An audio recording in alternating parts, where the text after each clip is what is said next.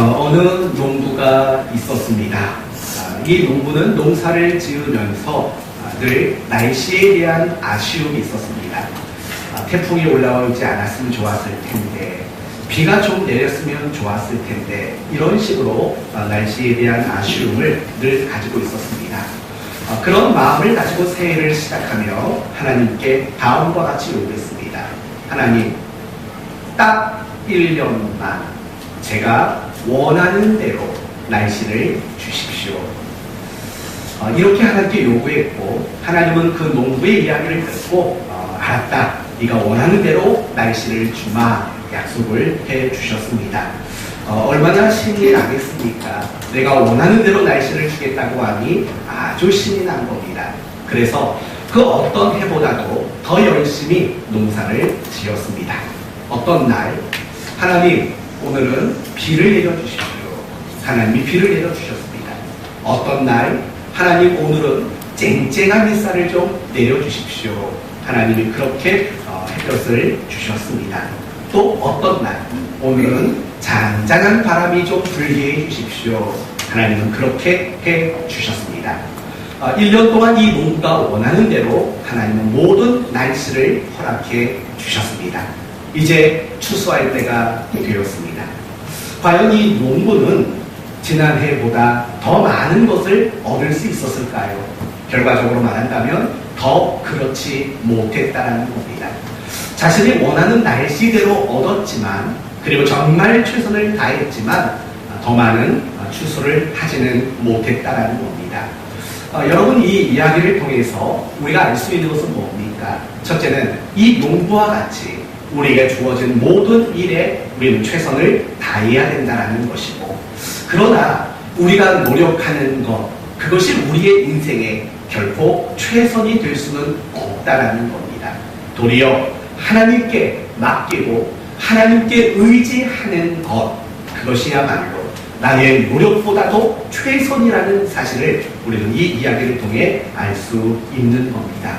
오늘 본문의 이야기가 이와 같습니다. 남편에게 사랑을 받기 위해 노력한 레아를 소개합니다. 그러나 자신의 노력보다는 하나님께 모든 걸 맡기는 것이 결국 가장 좋은 최선이라는 것을 깨달은 레아에 대한 이야기를 소개합니다. 그러므로 오늘 우리는 두 가지 중요한 주제를 마음에 새겨야 합니다. 첫째는 최선을 다할 줄 아는 노력, 두 번째는 하나님께 모든 것을 맡길 줄 아는 맡김, 노력과 맡김, 이 두 가지를 오늘 함께 교훈 삼는 그런 시간이 되었으면 좋겠습니다. 오늘 본문의 이야기는 다 뭐라고 했습니까? 레아가 아기 낳는 얘기입니다.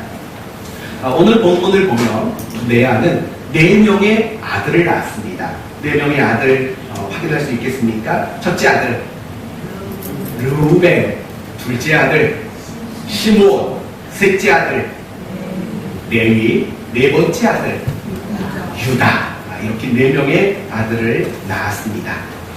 그런데 중요한 건 뭐냐면 이 4명의 아들이 등장하는 이유는 레아가 얼마나 남편에게 사랑받기 위해 노력했는가, 이 점을 확인시키기 위해서 4명의 아들이 등장하게 되는 겁니다. 레아는 남편인 야곱에게 사랑을 받지 못했습니다. 왜냐하면 외모적으로도 끌리는 매력이 부족했던 것 같습니다.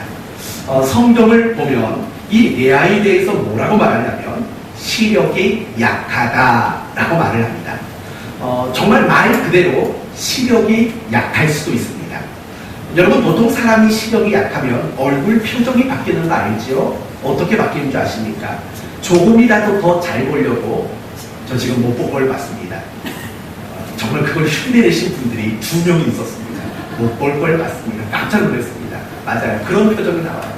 잘 보려고 얼굴을 찡그리게 돼 있습니다. 왜냐하면 이 얼굴을 찡그리면 아무튼 어떤 근거에 의해서 눈이 조금은 잘 보입니다.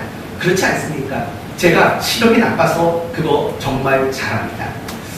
아주 오래전에 제가 유초등부 전도사 시절에 어떤 한 아이가 있었는데 그 담임을 맡았던 선생님이 어린이집 선생님이었습니다. 어느 날 저한테 와서 이런 말 하더라고요. 이 아이 아무래도 시력이 이상한 것 같다 라고 주일학교 선생님이 얘기를 해준 겁니다. 왜 그러냐고 전 몰랐습니다.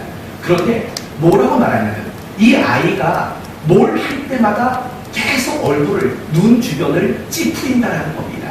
그래서 정말 병원에 가서 검사를 했더니 굉장히 시력이 나쁜, 정말 돋보기 같은 안경을 써야만 했던 그런 경우가 있었습니다. 경우가 있었습니다. 마찬가지입니다. 정말 이 레아라는 여자는 눈이 나빴을 수 있습니다. 그러니까 그의 인상은 계속 찡그리는 인상일 수 있습니다. 어쩌면 시력이 약하다는 표현은 여자로서 어떤 외형적인 매력이, 어떤 매력이 없는 그런 모습일 수도 있었던 겁니다. 그러나 결국 중요한 것은 이 레아가 남편 야곱에게 사랑받지 못했던 이유는 원해서 한 결혼이 아니었기 때문입니다. 여러분, 야곱은 누구와 결혼하기를 원했습니까? 라헬과 결혼하기를 원했습니다. 그러나 그 장인 어른의 속임수에 넘어가서 라헬과 결혼한 게 아니라 레아와 결혼하게 된 겁니다. 그러니까 원해서 한 결혼이 아니기 때문에 당연히 사랑받기 어려울 수밖에 없는 그런 상황에 레아는 놓여져 있었다는 겁니다. 그럼에도 불구하고 중요한 건 뭐냐면 이 레아는 자기가 남편에게 사랑을 받지 못하고 있는 걸 알고 있었습니다. 단념하지 않았습니다. 남편에게 사랑을 받는 일을 포기하지 않았다는 겁니다.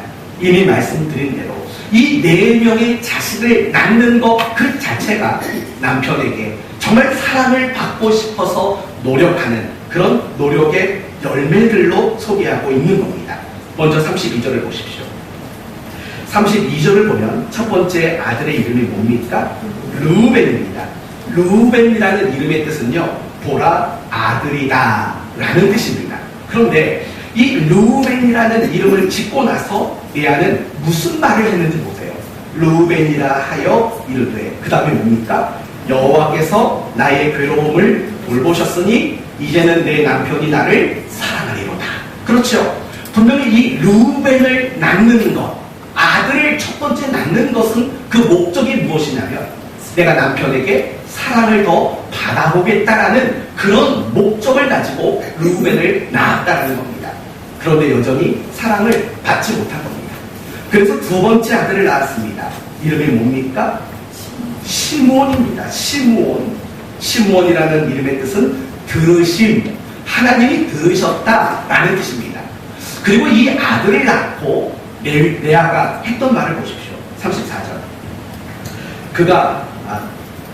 33절. 그가 다시 임신하여 아들을 낳고 이르되 여호와께서 내가 사랑받지 못함을 들으셨으므로 내게 이 아들도 주셨도다. 그러니까 이 시므온을 낳으면서도 계속 무슨 기대와 노력을 했냐면 남편에게 사랑받는 것을 기대하고 노력했다는 겁니다.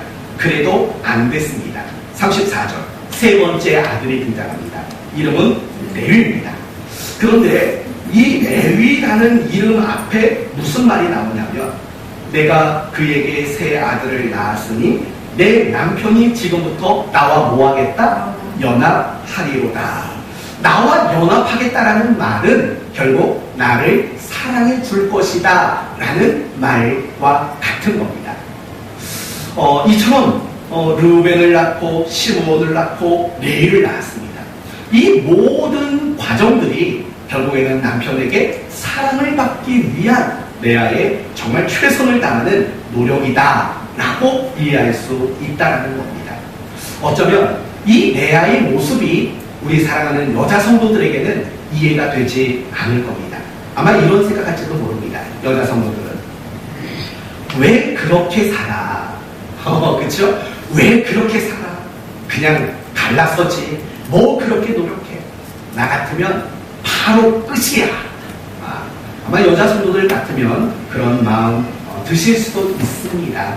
그렇죠? 얼마든지 드실 수 있고 또 어쩌면 지금까지 이 남자랑 갈라서겠다라는 마음 수없이 많이 했을지도 모릅니다. 그러나 왜 웃어요? 그러나 여러분 여러분은 그런 생각들을 쉽게 해서는 안 됩니다. 갈라서지 뭐, 이혼하지 뭐, 이런 생각 결코 쉽게 해서는 안 됩니다.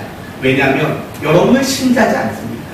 그리고 중요한 것은 여러분의 남편이 잘났던 못났던 그것은 하나님이 짝지어 주신 여러분의 남편이라는 사실 때문인 겁니다. 그렇기 때문에 여러분의 남편 그리고 여러분의 아내로 인해서 어떤 어려움이 있고 속상함이 있고 갈등이 있다 할지라도 갈라서는 게 무조건 답은 아닙니다. 그 관계를 풀기 위해 노력하고 부부 사이의 갈등을 해결하기 위해 노력하는 것, 그게 신자의 자세고 그게 그리스도인의 마땅한 모습이라는 사실을 우리는 잊지 말아야 합니다. 전 오늘 이 말씀을 묵상하다가 이런 말이 여러분에게 하고 싶었습니다. 이해하고 들으십시오. 사랑하는 교회 아내된 여러분, 남편에게 사랑받으려고 좀 노력하십시오. 입을 꽉 다물고 있는 건 뭡니까? 네? 다시 한번 하겠습니다. 사랑하는 교회 아내 여러분, 남편에게 사랑받으려고 노력하시기를 바랍니다. 해보겠다는 겁니까? 반대로도 물어볼 거니까 걱정하지 마십시오. 사랑하는 교회 남편 여러분, 아내에게 사랑받으려고 노력하는 여러분 되시기를 바랍니다. 네, 감사합니다. 오랜만에 오셔가지고 네, 아멘 주셔서 감사합니다. 우리 교회는 원래 이렇게 엎드려 절받습니다. 아멘을 해달라고 사정사정해서 한 번씩 받아내기도 합니다. 맞습니다. 남편과 아내 사실은 서로 노력해야 맞는 겁니다. 내가 노력하지 않으면서 사실은 바라고 기대하는 거 옳지 않은 겁니다. 그러나 우리들이 정말 노력해야 되는 것은 단지 부부 사이의 문제만은 아닙니다. 우리가 인생을 살아가면서 하게 되는 모든 일들, 우리가 인생 속에서 맡게 될 모든 책임과 모든 역할 속에서 우리는 반드시 노력할 줄 알아야 합니다. 이 자리에는 공부하는 학생들이 있습니다. 여러분은 최대한 열심히 공부하기 위해 여러분은 노력해야 합니다. 직장 생활 하시는 분이 있습니다. 여러분이 다니는 그 직장에서 다른 누구보다도 열심히 직장 생활하려고 노력하는 그런 신앙의 자세가 분명히 필요합니다. 사업하시는 분들도 이 자리에 계십니다. 다른 어떤 사람보다도 다른 어떤 사장님들보다도 여러분은 더 열심히 사업하는 일에 최선을 다해 노력해야 합니다. 전업주부가 계시지요. 여러분도 마찬가지입니다. 정말 우리의 가정을 잘 돌아보고 우리의 가족들을 잘 섬기는 일에도 여러분은 최선을 다해서 노력해야 합니다. 그거 말고도 우리는 정말 노력해야 할 게 많습니다. 건강을 챙기는 일에도 우리는 정말 노력해야 합니다. 내 자식을 더 잘 키우기 위해서도 정말 노력해야 합니다. 부모를 공경하는 일에도 여러분은 최선을 다해서 노력해야 합니다. 여러분의 감정을 더 성숙한 감정으로 만드는 일에도 여러분은 더 열심히 노력해야 합니다. 모든 일을 노력해야 합니다. 더 나아가서 여러분이 정말 최선을 다해 노력해야 할 것이 있습니다. 그것은 바로 신앙생활입니다. 우리가 정말 신자답게 살아가는 일, 그 일에 우리는 레아와 같이 정말 최선을 다해서 노력하는 그런 신앙의 자세가 필요합니다. 내가 하나님께 축복받기 위해 노력하는 자세, 내가 예배를 드릴 때마다 정말 가장 온전한, 가장 최선의 예배가 되기 위해 노력하는 그런 자세도 있어야 합니다. 하나님의 말씀을 듣는 시간도 마찬가지입니다. 이 설교 시간에도 내가 정말 최선을 다해 들으려고 하는, 정말 더 귀담아 들으려고 하는 그런 노력이 필요합니다. 집에서도 더 많이 성경을 읽기 위해 노력해야 되고 더 많은 순간 기도하기 위해 여러분은 노력해야 합니다. 하나님 말씀대로 내가 그렇게 순종하며 살아가는 일에도 여러분은 최선을 다해서 노력해야 합니다. 신자로서 여러분이 해야 하는 모든 신앙의 내용과 항목들 안에서 여러분은 최선을 다해 노력하는 그런 성도가 되어야 하는 겁니다. 모든 일이 노력이어야 합니다. 그럴 때 우리는 더 잘할 수 있습니다. 그리고 중요한 것은 우리가 정말 최선을 다해 노력할 때 하나님은 우리 모두에게 더 큰 은혜와 더 큰 축복과 결과를 하나님은 주시는 분이기 때문입니다. 그러므로 마음의 다짐을 하십시오. 나의 모든 것들을 나는 최선을 다하겠다. 정말 내가 최선을 다해서 노력하겠다라는 이 마음을 여러분 모두가 품기를 바랍니다. 그러나 여러분이 노력하는 것은 정말 잘하는 일입니다. 마땅한 일이고 정당한 일이고 당연히 그렇게 해야 하는 일이 맞습니다. 그러나 꼭 아셔야 할 것이 있습니다. 여러분이 정말 최선을 다해 노력하는 것, 그게 진정한 최선은 아니라는 사실을 여러분은 알아야 합니다. 35절을 보면 레아가 낳은 네 번째 아들의 이름이 나옵니다. 그 이름이 뭡니까? 유다입니다. 여러분, 이 유다를 낳고 레아가 뭐라고 고백하냐면 이렇게 고백합니다. 그가 또 임신하여 아들을 낳고 이르되 내가 이제는 여호와를 찬송하리로다 하고 이로 말미암아 그가 그의 이름을 유다라 하였고, 이제는 뭐 하겠다는 겁니까? 하나님을 찬송하겠다라고 말을 합니다. 그 이유는 뭘까요? 지금 레아가 유다라고 이름을 짓고 하나님을 찬송하겠다고 말하는 건 뭘까요? 정말 야곱에게 사랑을 받았기 때문에 더 이상 안 하겠다라는 겁니까? 그렇지 않습니다. 내가 정말 이제는 하나님을 찬송하겠다라는 그 말의 의미는 결국 이런 뜻인 겁니다. 나는 지금까지 남편에게 사랑을 받기 위해서 루벤과 시몬과 레위를 낳았다라는 겁니다. 그러나 내가 정말 최선을 다해서 노력했지만 나는 내가 원하는 결과를 얻지 못했다라는 겁니다. 나는 여전히 남편에게 사랑받지 못하고 있다라는 말입니다. 그래서 그가 선택한 결단은 무엇이냐면 이제 내 노력이 아니라 이제는 하나님께 맡기겠다라는 그런 신앙의 결심과 서약이 담긴 이름이 바로 유다라는 이름이라는 겁니다. 그래서 여러분, 유다라고 이름을 했고 그 다음에 나오는 표현이 중요합니다. 이름을 유다라 하였고 그의 출산이 뭐 했다고요? 그의 출산이 멈췄다. 여기서 그의 출산이 멈췄다라는 뜻은 뭘까요? 더 이상 아이를 낳을 수 없다라는 뜻일까요? 아닙니다. 성경 뒤로 더 넘어가 보면 사실은 레아는 3명의 아들을 더 낳게 됩니다. 한 장만 더 넘어가면 레아는 3명의 아들을 낳습니다. 그런데 여기서 출산을 멈췄다라는 말은 무슨 의미입니까? 결국 이런 뜻이죠. 남편에게 사랑받기 위해 노력하는 의미로서의 출산은 더 이상 하지 않기로 그가 결정했다라는 뜻인 겁니다. 그러니까 결국 이 레아는 마지막에 모든 걸 하나님께 맡기겠노라 라고 신앙의 다짐과 신앙의 결단을 그가 하게 되었다는 것입니다. 바로 이걸 우리가 배워야 하는 겁니다. 레아는 비로소 깨달은 겁니다. 내가 최선을 다하는 것, 그게 정말 최선은 아니구나. 내가 정말 노력을 다했지만 그 노력이 최선은 아니구나 라는 사실을 비로소 깨닫게 된 겁니다. 그러면서 이 레아가 선택한 진정한 의미의 최선은 결국 하나님을 의지하는 거고 하나님께 모든 것을 맡기는 것이 진정한 의미의 최선이라는 사실을 그가 비로소 깨달을 수 있다는 것입니다. 사랑하는 성도 여러분, 여러분은 어떤 일이든 정말 최선을 다해야 됩니다. 가정에서도 직장에서도 사회생활 속에서도 정말 그리스도인의 그 신앙의 양심이 벗어나지 않는 범위에서 여러분은 누구보다도 최선을 다해야 됩니다.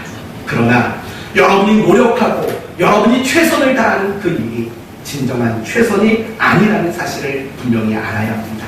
진정한 최선은 하나님께 의지하는 거고 하나님께 맡기는 겁니다. 물론 노력이 없는 맡김은 성립될 수 없습니다. 그리고 중요한 것은 신자의 진짜 실력과 능력이란 내가 얼마나 최선을 다해 노력할 수 있느냐가 아니라 내가 얼마나 전적으로 하나님을 의지하고 내가 얼마나 전적으로 하나님께 나의 모든 걸 맡길 수 있느냐, 그게 신자의 진정한 실력이고 진정한 능력이라는 사실을 잊지 마셔야 합니다. 왜냐하면 우리가 눈에 보이지 않는 하나님께 나의 모든 걸 맡긴다는 것 사실은 쉽지 않지 않습니다. 눈에 보이지 않습니다. 만져지지도 않습니다. 그러나 그런 하나님께 어떻게 나의 모든 걸 의지하고 맡기겠습니까? 그게 결코 쉬운 일은 아닙니다. 그러나 그렇게 맡기고 그렇게 의지하는 것, 그러기에 그것은 신앙의 실력이고 신앙의 능력일 수밖에 없는 겁니다. 그렇다면 이제 우리가 생각해야 할 것이 있습니다. 내가 하나님께 모든 걸 의지하고 맡기는 것, 그게 왜 최선일까요? 이유는 간단합니다. 그 하나님이 여러분을 극진히 사랑하시기 때문입니다. 그리고 중요한 것은 그 하나님만이 결과를 창출할 수 있는 유일한 분이시기 때문이라는 겁니다. 창세기 1장을 보십시오. 빛이 있으라 말씀하셨더니 빛이 생겼습니다. 하늘과 바다가 있으라 했더니 하늘과 바다가 생겨나게 되었습니다. 하나님은 어떤 분입니까? 말씀하시면 결과가 되게 하실 수 있는 분이 하나님이십니다. 하나님은 생각하시면 그 생각하신 것이 현실로 나타나게 하시는 분이 바로 하나님입니다. 이 세상에는 정말 원하는 대로, 계획하는 대로, 뜻하는 대로 결과를 만들어내실 수 있는 유일한 분은 오로지 하나님 말고는 없기 때문입니다. 그래서 맡기는 것, 그것이 최선일 수밖에 없습니다. 그러나 우리는 어떻습니까? 우리는 어떤 결과도 만들어낼 수 있는 그런 실력이 우리에게 없습니다. 아무리 노력해도 내가 원하는 결과는 만들어내지 못하는 것이 우리들 인생이라는 사실을 아시지 않습니까? 혹시 여러분 가운데 이렇게 말씀하실 분이 계십니까? 아닙니다, 목사님. 저는 제가 원하는 결과 만들어낸 적 있습니다. 라고 반문하실 분이 있습니다. 여러분, 그건 틀린 생각입니다. 물론 여러분이 원하고 여러분이 계획했던 결과가 여러분의 인생 속에는 분명히 있을 겁니다.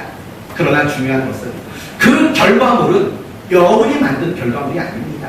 그건 하나님이 여러분을 사랑하시고 여러분을 불쌍히 여기셔서 은혜로 만들어주신 결과물이지, 여러분이 만들어낸, 여러분의 실력과 여러분의 능력으로 만들어낸 결과물이 아니라는 사실을 알아야 합니다.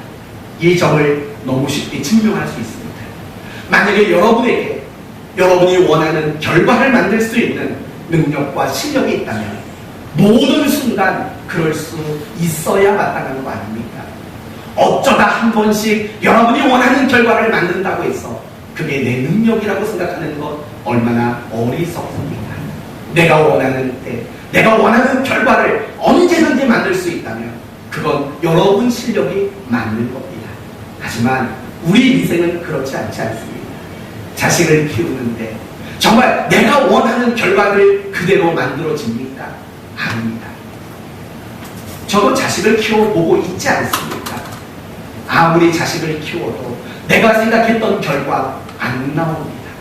내가 아무리 기도하고 내가 아무리 노력해도 그 결과 얻어내는 게 사실은 너무 어렵습니다. 제가 자식을 16년 만에 낳았다는 거 여러분 아시지 않습니까? 결혼을 하고 16년 동안 단 한 번도 임신조차 된 적이 없습니다. 그때 정말 미안한 얘기지만 이런 생각해 본 적이 있습니다.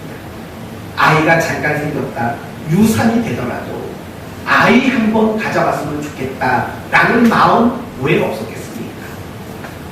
아무리 원하지만 결과를 만들어내지 못했습니다. 그게 우리 겁니다. 자식을 키우면서도 마찬가지고 여러분이 사업을 운영하면서도 마찬가지 아닙니까? 여러분 가운데 사업이 안 되기를 바라는 사람 없습니다. 사업을 시작하면 다 사업이 잘 되고 1호점, 2호점, 3호점 내고 정말 통장에 돈이 쌓여가는 재미를 보고 맨날 돈 세다가 잠들었으면 좋겠고 뭐 이런 결과물들 늘 생각하는 거 아닙니까? 근데 됩니까? 정말 여러분은 그렇게 원하는 결과를 만들어낸 그 적이 몇 번이나 있습니까? 남편은요, 아내는요, 여러분의 건강의 문제는요, 여러분의 인생과 신앙의 문제는요, 여러분이 정말 원하는 대로 결과를 만들어낸 적이 몇 번이나 있습니까? 혹시라도 그런 결과가 있다면 이미 말씀드린 대로 여러분의 실력으로 만든 게 아니라 하나님이 불쌍히 여겨주셔서 만들어진 결과물이라고 밖에는 우리는 말할 수 없는 것 아닙니까? 그래서 성경은 우리에게 무엇을 말하냐면 잠언서 16장 9절 잘 아시죠? 사람이 마음으로 자기 길을 계획한다 할지라도 그 길로 발걸음을 인도하시는 분은 여호와이시니라 라는 거 아닙니까? 그래서 나오는 얘기들이 뭡니까? 모든 것을 하나님께 맡겨라 라고 성경은 우리에게 그렇게 권면하고 있는 것 아닙니까? 우리는 인생을 살면서, 우리는 신앙생활 하면서 많은 계획을 가집니다. 그 계획은 얼마나 선한 겁니까? 얼마나 좋은 거고 얼마나 복된 겁니까? 그러나 그것조차도 우리의 뜻대로 될 수 없는 겁니다. 그래서 모든 걸 하나님께 맡기는 것, 그것이 최선일 수밖에 없습니다. 맡기는 것이 가장 좋은 최선이라고 말하는 아주 좋은 샘플이 하나 있습니다. 그건 바로 다윗과 사울 왕의 경우입니다. 다윗과 사울은 모두가 정말 백성들에게 인정받는 왕이 되는 것, 그것이 그들의 계획이었습니다. 그리고 그 계획을 위해 사울 왕은 최선을 다해 노력하는 것을 머물렀고, 다윗은 하나님께 맡기는 것까지 노력한 사람입니다. 그 결과가 무엇입니까? 사울은 도리어 백성들에게 버림을 받았습니다. 그러나 다윗은 정말 백성들에게 사랑받고 존경받는 인류 역사상, 정말 이스라엘의 역사상 가장 훌륭하고 위대한 왕이 된 것 아닙니까? 하나님께 맡기는 것, 그거보다 최선은 없습니다. 여러분은 이제 선택하셔야 합니다. 여러분은 여러분이 최선을 다해 노력하는 것을 최선으로 선택하시겠습니까? 아니면 하나님께 맡기는 것을 여러분은 최선으로 선택하시겠습니까? 최선을 바로 하나님께 맡기는 것으로 선택할 줄 아는 여러분이 되시기를 바랍니다. 여러분의 모든 인생의 문제를 하나님께 맡기시기를 바랍니다. 여러분의 염려와 여러분의 모든 걱정의 문제를 하나님께 맡기시기를 바랍니다. 여러분에게 있는 마음의 아픔과 마음의 상처도 하나님께 맡길 수 있기를 바랍니다. 여러분의 자녀를 하나님께 맡기십시오. 여러분의 사업과 직장의 일들을 하나님께 맡기십시오. 여러분의 가정을 하나님께 맡기십시오. 내 힘으로 정말 해결할 수 없는 모든 것들을 하나님께 맡기십시오. 그래도 해결되지 않을 수 있습니다. 그러나 중요한 것은 설령 내가 모든 걸 맡겼지만 내가 원하는 대로 문제가 해결되지 않는다 할지라도 그것은 더 이상 문제가 아닐 겁니다. 내 아들 보십시오. 르우벤, 시므온, 레위를 낳았습니다. 왜 그렇게 아들을 셋이나 낳았습니까? 남편에게 뭐 하려고요? 사랑받으려고. 그러나 사랑받지 못했습니다. 그래서 그가 결정한 건 뭡니까? 하나님께 맡기는 걸 결정했습니다. 그럼에도 불구하고 레아는 사랑을 못 받았습니다. 그러나 레아에게 주어진 축복은 뭔지 아십니까? 하나님을 찬송할 수 있게 되었다라는 겁니다. 예전에는 남편에게 사랑받지 못해서 늘 굳은 얼굴로 살았고 감사도 없고 평안도 없고 하나님을 찬송할 마음도 없었습니다. 그러나 모든 걸 맡기고 나니까 여전히 문제는 남아있지만 하나님을 찬송할 수 있는 그런 마음의 평안과 마음의 든든함을 그는 얻을 수 있게 되었다는 겁니다. 여러분이 오해하지 않았으면 좋겠습니다. 아, 내가 하나님께 다 맡기면 결국은 내 뜻대로 되는구나. 다 아닙니다. 하나님께 맡기면 하나님이 나의 뜻대로 계획대로 이루어 주실 때도 있습니다. 그러나 그렇지 않아도 하나님은 우리의 마음에 평안함과 든든함과 어떤 순간도 넉넉히 감당할 수 있는 그런 신앙의 능력을 공급하신다는 사실을 여러분 모두는 잊지 마셔야 합니다. 우리는 지난 몇 달 동안, 짧게는 지난 한 달 동안 수련회를 위해서 많은 준비를 해왔습니다. 그리고 이제 오늘 점심을 먹고 수련회를 출발할 겁니다. 이제 여러분이 하실 일이 있다면 그건 뭘까요? 여러분은 지금까지 준비할 만큼 최선을 다해서 노력할 겁니다. 이제 여러분이 할 수 있는 마지막 남은 가장 좋은 최선을 하나님께 맡기는 겁니다. 수련회의 시작과 수련회의 모든 끝 시간까지 하나님께 맡기는 것. 그것이야말로 우리가 이제 해야 할 최선의 방법이라는 사실을 기억하시기를 바랍니다. 그래서 여러분, 수련회 현장에 도착하면 어쩌면 이런 일이 있을지 몰라요. 아, 목사님, 그거 빠뜨리고 왔어요. 목사님, 그거 깜빡했어요. 그런 것들이 분명히 보이게 될 겁니다. 그러나 걱정하지 마십시오. 그냥 이제는 맡기십시오. 그걸 놓고 가게 하셨다면 또 놓고 가신 건 나름대로 하나님이 일하실 것 아니겠습니까? 제발 이러지 마십시오. 아이고, 집사님 그거 왜 놓고 왔냐고, 정신머리에 어디다 두고 왔냐고 이러지 마시고 이렇게 말하시면 멋진 성도가 되는 겁니다. 괜찮아요, 집사님. 이제 맡깁시다. 우리 할 만큼 한 겁니다. 이제 맡기고 수련에 임합시다. 이렇게 말할 줄 아는 정말 멋진 성도 되기를 바랍니다. 제가 좀 걱정이 돼요. 제가 그럴까봐. 이걸 왜 놓고 왔냐고. 물론 여러분들한테는 안 그러겠죠. 여러분 앞에서는 늘 신사니까. 우리 부인 화장실로 데려가서 당신 지금 뭐 하는 거냐고. 제가 그럴지도 모릅니다. 항상 저를 수련회 내내 주목해 주십시오.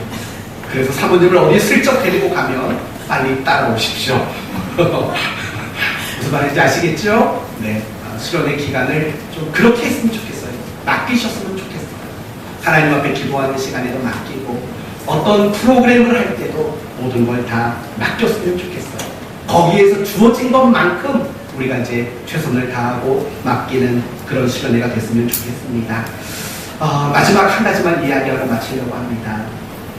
어떻게 하면 맡길 수 있을까요? 어떻게 하는 것이 하나님께 모든 걸 맡기는 방법이 될까요? 먼저는요, 여러분이 교만을 버려야 합니다. 왜냐하면 내가 내 것들을 하나님께 맡기지 못하는 것은 결국에는 교만의 문제이기 때문에 그래요. 요즘에는 내비게이션이 굉장히 좋아졌습니다. 그러니까 입력만 해놓으면 애지가 나면 몇 시에 도착한다까지도 나오기도 합니다. 그 정도로 내비게이션의 기능이 아주 좋아졌습니다. 그런데 뭐 한 10여 년 전만 해도 내비게이션이 그렇게 좋지 못했습니다. 많이 보급되지 않았습니다. 그러니까 제가 부목사 시절만 해도 전 내비게이션이 없었습니다. 그래서 어떻게 했냐면 지도를 복사해가지고 형광펜으로 내가 가야 할 길을 색칠해 놓고 그렇게 시방을 다녔습니다. 제가 워낙 길을 모릅니다. 제가 우리 남자분들 대화를 할 때요, 어디 갈 때는 무슨 대교 건너서 무슨 북단으로 가서 무슨 대교를 건너면 거기 금방 한다. 전 이런 말하는 남자분들이 너무 부러웠어요. 저는 도무지 한강 다리가 몇 개인지도 모르고요. 제가 아는 다리는 몇 개 없어요.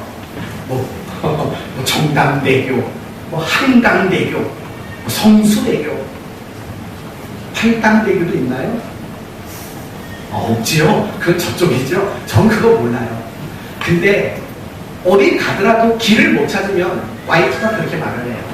차 세우고 좀 물어보래요, 사람들한테. 제가 물어봤을 것 같습니까? 그 전문적인 용어로 말하면 남자들에게는 똥꼬집이라는 게 있지 않습니까? 안 물어보는 겁니다. 못 찾으면서도 안 물어보는 똥꼬집이 있는 겁니다. 그 똥꼬집이 결국에는 교만이지요. 아니, 그냥 차 세우고 문 열어놓고 물어보면 금방 가는 거 아닙니까? 근데 그게 싫은 겁니다. 자존심 상하죠. 물어보려고 했는데 아내가 먼저 말해버리면 더 자존심 상하죠. 내버려 두는 게 남편 살아가는 방법이죠. 아무튼 그런 겁니다. 우리가 하나님께 모든 걸 맡기는 문제도 똑같아요. 내 힘으로 할 수 있을 거라는 교만 때문이죠. 내가 풀어낼 수 있을 거라는 교만이 사실은 결국에는 맡기는 일을 하지 못하도록 만드는 겁니다. 교만을 버리고 하나님 앞에는 늘 겸손해야 합니다. 여러분, 사람 앞에서 겸손해지는 거, 그건 때로는 자존심 상한다고 느낄 수 있을 겁니다. 근데 감히 하나님 앞에서조차도 내가 자존심 상한다고 생각한다면 그게 말이나 되는 겁니다. 그것보다 교만한 게 어디 있겠습니까? 교만을 버리고 겸손함으로 하나님께 맡기십시오. 어떻게 해요? 기도하는 겁니다. 하나님 도와주세요. 하나님 맡아주세요. 하나님 책임져 주세요. 이렇게 하나님 앞에 기도해야 됩니다. 그런데 가만히 여러분 자신을 생각해 보세요. 어쩌면 여러분의 모습 속에는 하나님 도와주세요라고 하는 기도가 얼마나 있는지 생각해 보셔야 합니다.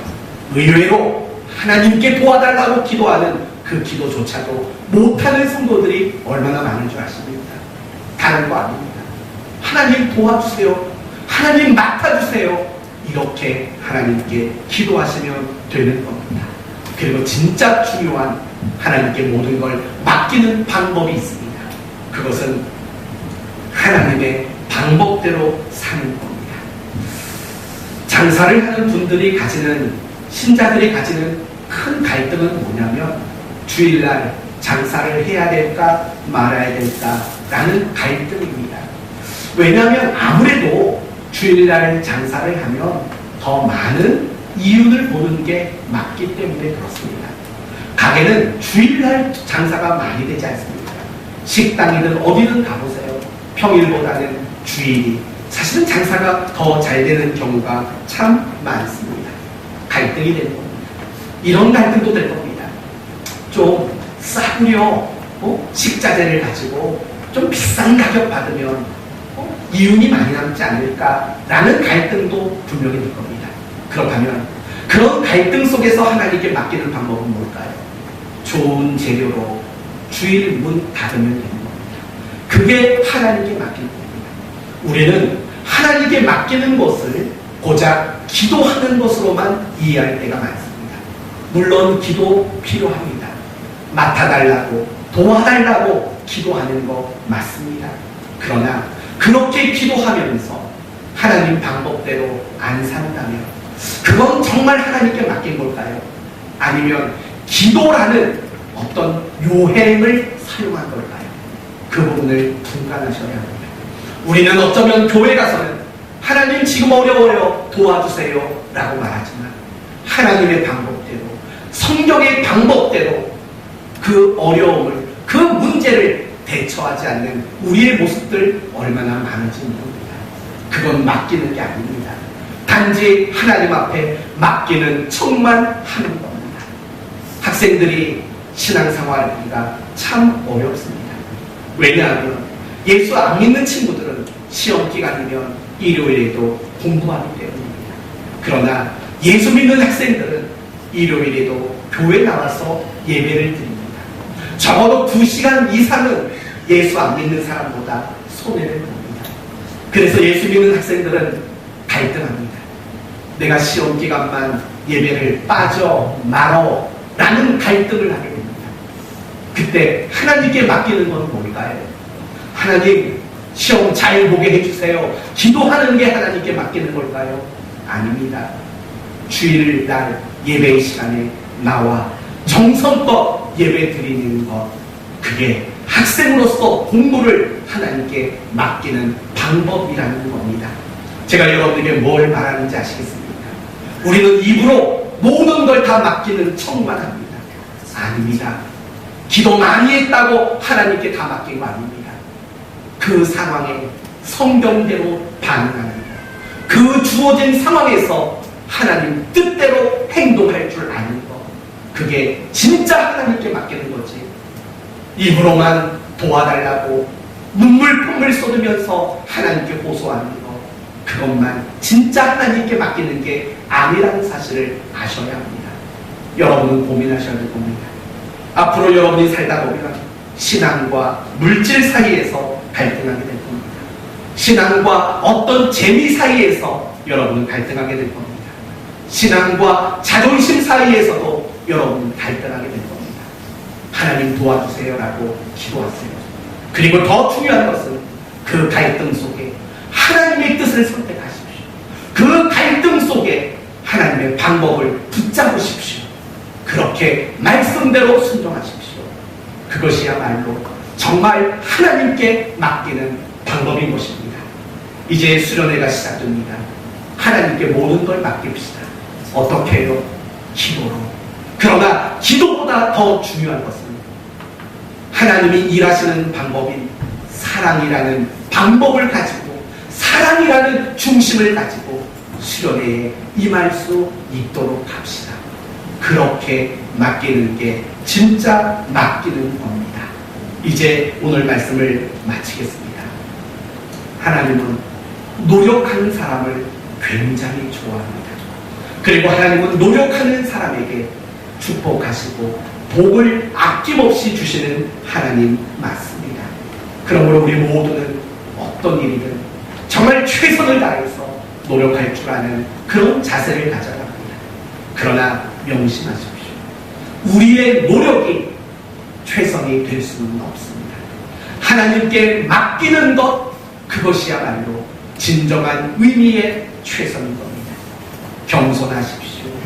그리고 여러분이 겪는 모든 문제를 가지고 하나님께 기도하십시오. 그리고 무엇보다도 그 문제 속에서 내 방법, 세상 사람들의 방법이 아니라 하나님의 방법, 하나님의 뜻, 하나님이 원하는 쪽으로 반응할 줄 아는 그런 의미로 하나님께 맡기는 여러분 모두가 되시기를 바랍니다. 둘 중에 하나의 복을 받을 겁니다. 그 문제가 해결되든가 아니면 그 문제는 남아있지만 그 문제 속에서도 하나님을 찬송할 수 있는 평안과 위로와 담대함을 얻던가 둘 중에 하나로 하나님은 여러분에게 응답하시고 결과를 만들어 주실 것입니다. 노력이라는 날개 그리고 맡김이라는 또 하나의 날개, 이 두 개의 날개로 이제 여러분의 신앙이 자유롭고 여러분의 신앙이 더욱더 복이 되어지기를 예수 그리스도의 이름으로 축원드립니다. 아멘. 기도합시다. 하나님 감사합니다. 내 아가 남편에게 사랑받기 위하여 아들들을 하나씩 둘씩 낳아가는